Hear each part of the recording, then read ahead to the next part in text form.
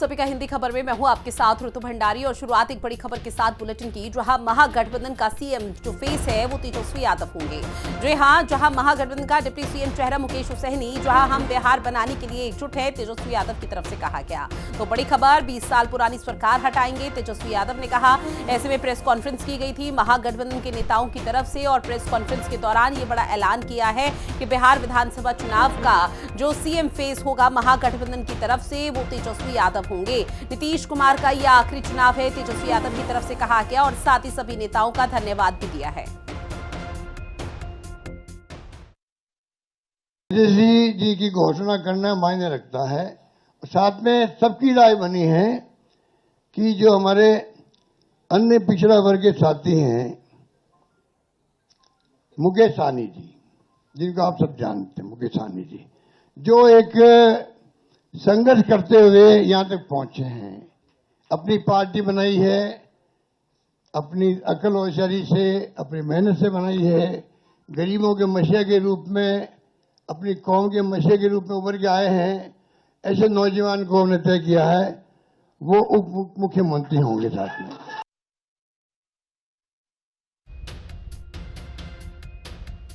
अब 6 और 11 नवंबर को होना है, 14 नवंबर को नतीजे आएंगे, लेकिन उससे पहले ही हर राजनीतिक पार्टी की तरफ से फिलहाल सियासी बसात बिछाई जा रही है। अपने अपने वोट बैंक को मजबूत किया जा रहा है। अब इसी सिलसिले को आगे बढ़ाते हुए महागठबंधन के नेताओं की तरफ से प्रेस कॉन्फ्रेंस की गई। तकरीबन 1 घंटे की प्रेस कॉन्फ्रेंस रही, जिसमें यह बड़ा ऐलान किया गया कि महागठबंधन का सीएम फेस तेजस्वी यादव होंगे। ऐसे में उन्होंने एनडीए से भी सवाल पूछा है कि हमने तो सीएम फेस का ऐलान कर दिया है कि अगर कल को महागठबंधन की सरकार बिहार में बनती है तो मुख्यमंत्री तेजस्वी यादव होंगे और मुकेश सहनी उप मुख्यमंत्री बनाया जाएगा, डिप्टी सीएम बनाया जाएगा। का जिक्र अशोक गहलोत की तरफ से किया गया। साथ ही एनडीए से सवाल पूछा गया है कि एनडीए की तरफ से कौन होगा मुख्यमंत्री।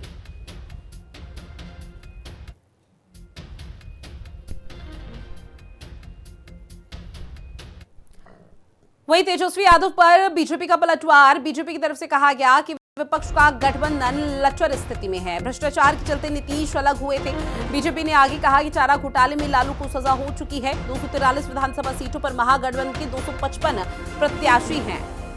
तो बड़ी खबर, जहां चारा घोटाले में लालू को 4 बार सजा हो चुकी है, तो एनडीए की तरफ से भी प्रेस कॉन्फ्रेंस की गई और बीजेपी के दिग्गजों की तरफ से तेजस्वी यादव पर पलटवार किया गया। कहा कि 243 विधानसभा सीटों पर चुनाव होने हैं, लेकिन उम्मीदवार महागठबंधन ने 255 मैदान में उतारे हैं।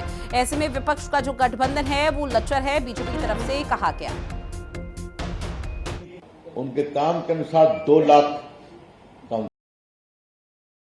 काम करने का तरीका।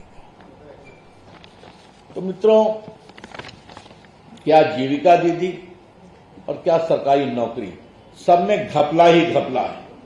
ये बात हम क्योंकि ये सवाल इसके उठाना चाहता हूं कि आज मैंने अपने प्रेस में कहा कि एनडीए का विजन क्या है। हमें खाली आप ही की विरासत को एक्सपोज करना है, बाकी तो एनडीए की सरकार की जानकारी बिहार के लोगों को है ही है। आज क्या पटना बदला है बताइए तो, आज कितनी पुल बने हैं बताइए तो, आज मखाना बोर्ड बना है कि नहीं बना है बताइए। आज पटना के लोग गाड़ी से चले जाते हैं लखनऊ से लेकर के दिल्ली तक। आज बिहार की सड़क की क्या हालत है आप देखिए। पटना से निकलिए, आप कहीं चले जाइए। आज हर गांव में बिजली है कि नहीं है मुझे बताइए। तो ये काम हुआ है और विकास का सबसे बड़ा मॉडल तो पटना ही है। और बाकी कितने पुल बने, कितने मेडिकल कॉलेज बने, ये सब चर्चा हम कर चुके हैं, आगे और भी करेंगे आपसे। तो ये जो खाली शुद्ध भाषा हवाबाजी है, और ये बात मैं बहुत जिम्मेदारी से बोल रहा हूं कि आज उन्होंने जो भी घोषणाएं की हैं वो शुद्ध हवाबाजी है।